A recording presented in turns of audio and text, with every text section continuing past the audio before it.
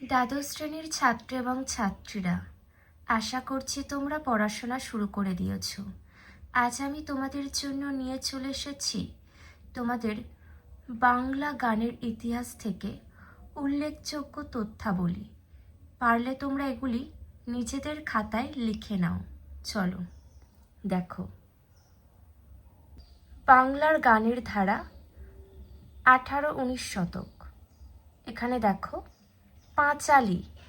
পাঁচালীর রচয়িতাদের নাম লক্ষ্মীকান্ত বিশ্বাস, মানে যারা উল্লেখযোগ্য ছিল।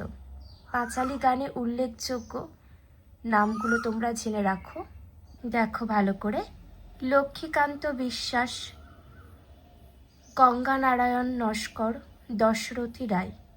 পরবর্তী কবিগানের রচয়িতা দেখো উল্লেখযোগ্য হরু ঠাকুর, ভোলা ময়রা, অ্যান্টনি কবিয়াল। তারপরে আখড়াইয়ের লেখক মানে রচয়িতাদের নাম রামনিধি গুপ্ত, কুলুইচন্দ্র সেন। পরবর্তী হাফ আখড়াই, মোহনচাঁদ বসু। নেক্সট টপ্পা গানের রচয়িতা, উল্লেখযোগ্য এটি, তোমরা পারলে স্টার দিয়ে রাখো।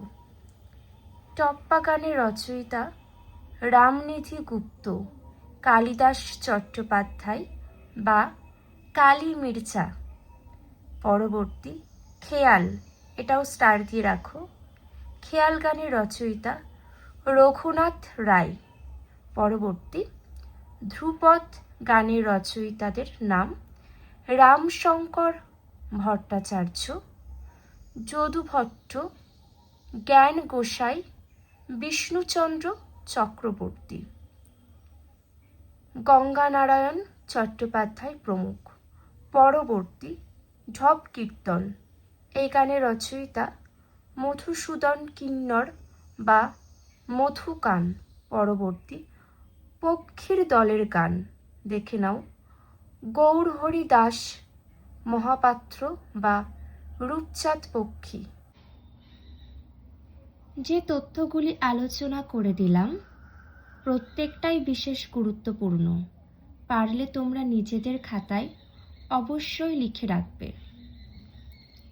আর কারোর কোনো মন্তব্য থাকলে কমেন্ট করে অবশ্যই জানাবে।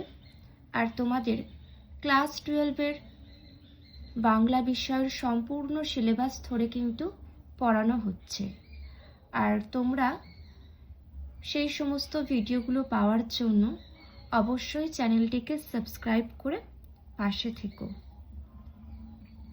আর মন দিয়ে পড়াশোনা করতে থাকো। আমি তোমাদের ক্লাস 12-এর প্রত্যেকটা সেমিস্টারের সাজেশানও দিয়ে দেব। আর আশা করছি সেখান থেকে তোমরা অনেকটাই কমন পাবে।